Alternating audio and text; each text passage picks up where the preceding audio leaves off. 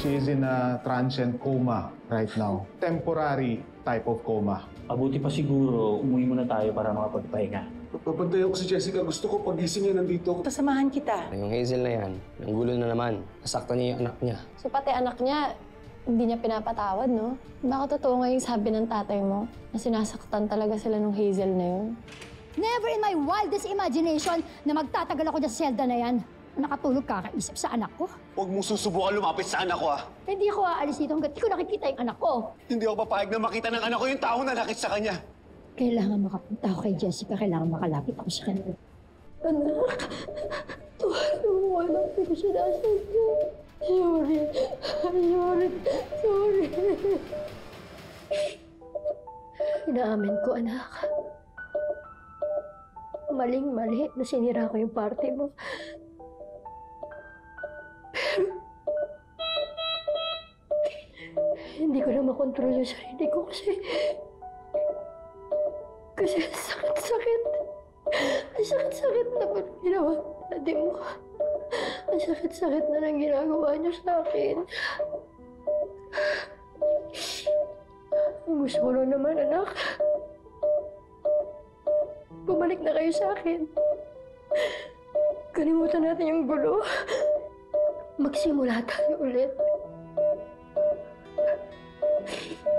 I just want our family back. Love.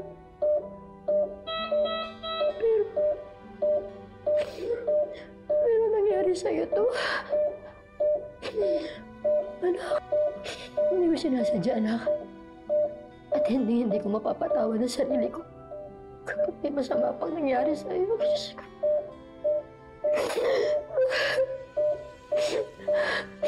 Anak, please lang, gumising ka na. Gumising ka na, anak. Nandito na si Mami. Mahal na mahal kita.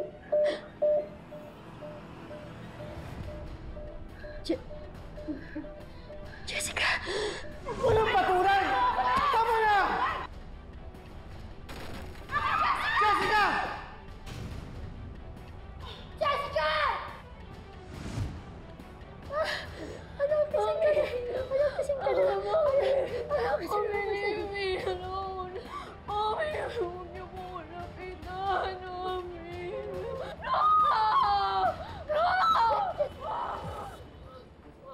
Jessica, yun ah. Nurse! Nurse, gising na yung pasyente namin! Hindi ka nasasaktan. Anak, huwag ka matakot sa akin. Huwag niyo po lapitan, please. Dad! Dad! Hindi ka nasasaktan. Huwag matakot. Tito Pelma! Paano ka nakamasok dito? Ba't meron gising na yung anak natin? Gising na si Jessica. Anak, calm down. Lapitan mo. Ang usual nurse, alam ko po yung ginagawa ko. Anak ko yan. Sandali! Jessica! Hindi pwede. Sasaktan. Alam mo yan. Alam ko yung gagawin ko. Sandali! Hazel, ang ginagawa mo dito? Ano ka ba? Bitawan mo nga ako! Hindi, Hazel! Narinig mo ba yung anak mo? Hindi ka ba naaawa sa kanya? Natatakot siya sa'yo! Kaya nga, i-explain ko sa kanya na aksidente yung nangyari. Hindi ko sinasadya saktan. Aksidente o hindi, nagka-trauma siya dahil sa ginawa mo! Hindi, disoriented siya. Hindi niyo ba nakita? Gumising siya. Gumising siya dahil sa boses ko. Narinig niya ang boses ng nanay niya. Kaya, pabayaan niyo na ako bumalik doon. Patigalan mo na yan! Nagpapakananay ka, hindi ba? Di gawin mo, magpakananay ka. Intindihin mo siya, huwag mo ipilit ko anong gusto mo! Sino ka para turuan ako ha? Magpakaina sa anak ko. Ha? Sino ka? Nagmuna ako. Guard! Guard! Pabayaan niyo ako. Kunin na siya! Pabayaan niyo ako. Sandali ah.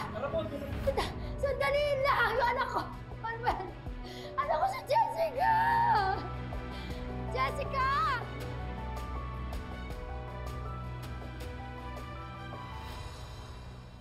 Buti na lang naawat kayo. Oh, ako nang bahala dito, Mars. Huwag ka na mag-alala. Ay, siya nga pala, Mars, ha? Sinama ko pala si Abela. Naghingi ako ng tulong para sa deliveries kasi ang gulo-gulo ng schedule. Thank you, Ling. Thank you. Kung si Jeffrey yung may hawak niyan, hindi tayo nagkakaproblema. Oo, sinabi mo pa. Mars, uuwi ka naman, di ba? Para magpahinga na. Hindi pa, Mare. kailangan ako dito ni Manuel at saka ni Jessica. Pass. Wala naman ako sinabi Wala ka nga sinasabi, pero ganyan naman yung itsura mo. Mars naman kasi, parang pinapatotohanan mo na yung bintang sa'yo ni Hazel na nagpapakananay ka dyan sa anak niya. Mare naman, alam nga namang iwan ko dito si Manuel. Baldado nga yung tao. Naku, nandiyan na sila. Okay, bye. Sige, bye Mars.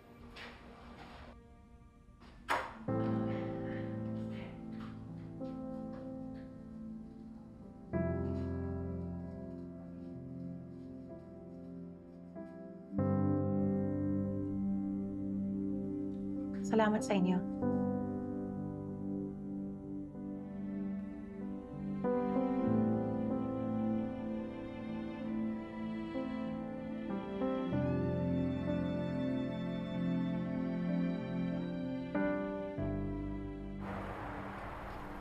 Walang yung babae. 2 beses akong pinahiya. Di ako papayag. Hindi pwede. Madam Hazel, let's just focus on the complaints na final against you, no? Well, yung sa restaurant naman, madali lang yun. You can just pay for the damages. Hindi na sila maghahabol. Yung sa asawa ko.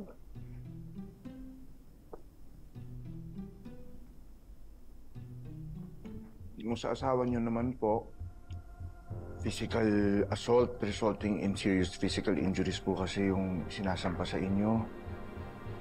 That's up to 6 years in jail. See? Kaysa ina-antagonize mo si Manuel, pakiusapan mo na lang siya na huwag ituloy sa demanda yung reklamo niya.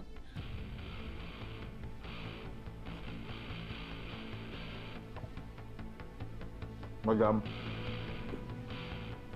maraming salamat ho. Mauna na ho ako. Hatid ko na po kayo.